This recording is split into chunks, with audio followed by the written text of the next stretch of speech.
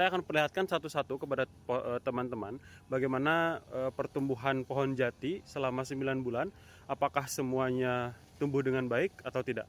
Oke, ini dia. Oke, yang pertama ini pohon jati umur 9 bulan dengan pertumbuhan normal.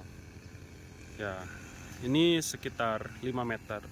Jadi dari segi batang ke atas sampai ke pucuk itu tidak ada yang namanya cabang, tidak ada yang namanya percabangan, sehingga nanti ketika pohon ini sudah besar nilai jualnya akan tinggi.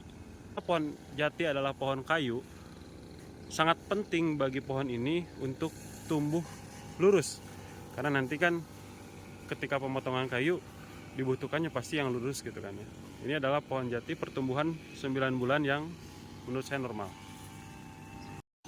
Oke, yang kedua ini adalah pertumbuhan pohon jati sebenarnya tidak normal, tapi pertumbuhannya itu pasti, karena ini setengah dari pohon yang bertumbuhannya bagus. Lihat, itu kan yang belakang bagus tuh, yang depan ini paling setengahnya. Ini kenapa terjadi? Ini terjadi dikarenakan 1, 2, 3 pohon ini dulu terhalang oleh pohon karet. Jadi di sini dulu ada satu pohon karet pada saat penanaman tapi tidak ditebang. Nah, ketika sudah bertumbuh sekitar 2 bulan, menurut saya kok tidak baik gitu ya. Makanya ya udah deh, kita tebang pohon karetnya. Coba kita pertahankan yang 3 ini, apakah akan baik pertumbuhannya atau tidak. Nah, ini yang pertumbuhan pasti tapi agak terlambat lah. Nah, yang ketiga ini adalah pertumbuhan karena waktu kecil pohon ini bercabang, dan waktu itu saya telat mengetahuinya, sehingga pas sudah besar baru diketahui dan saya potong batang yang ibaratnya yang tidak sehatnya, karena ternyata batang yang sebelah kiri itu udah terkena penyakit oleh jamur. Nah, kalau saya mempertahankan yang sebelah kanan ini, ya semoga pertumbuhannya dapat baik. Nah, ini dia tumbuh lagi ternyata, karena setiap pohon jati itu kan normalnya dia bercabang-cabang, tetapi karena ini pohonnya untuk dijadikan kayu yang lurus supaya nilai ekonomisnya tinggi, maka tidak diperbolehkan dalam satu pohon itu ada percabangan. Nah, ini coba kita potong ya. Ini disebut prosesnya itu pruning. Kita bunuh satu-satu, kita lihat percabangannya sebelumnya. Nah,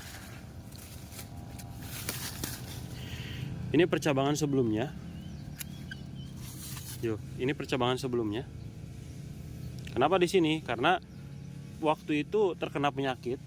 Jadi kita mempertahankan salah satu yang bagus. Ada yang bagusnya yang ini. Nanti kita akan sangga ya, pakai kayu atau pakai bambu supaya pertumbuhannya lurus. Gitu. Nah, ini yang keempat adalah pertumbuhan normal tetapi ada bengkokan sedikit. Nah, ini ada bengkokan sedikit karena pada saat benihnya ditanam itu ada bengkokan, sehingga mempengaruhi kualitas pohon ketika sudah semakin besar. Akan tetapi bengkokan sampai ke atasnya itu udah mulai normal kembali. Tetapi di sini banyak tunas ya, banyak tunas yang harus kita buang, karena nanti kalau ini telat saja, pohon ini strukturnya akan tidak bagus, sehingga akan mengurangi nilai jual pada saat pemanenan yang akan datang.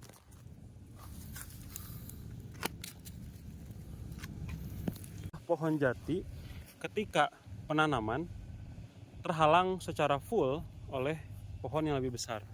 Nah, ini di sebelahnya lahan kosong. Ini juga nanti akan saya tanami pohon jati juga. Lihat kondisinya. Kondisinya dulu itu banyak pohon sengon ya, tuh 1, 2, 3.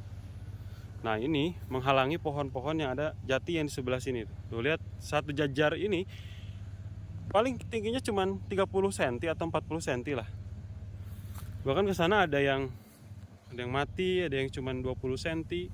Tapi lihat teman-teman yang pohon-pohon yang lain yang seangkatan dia ditanam.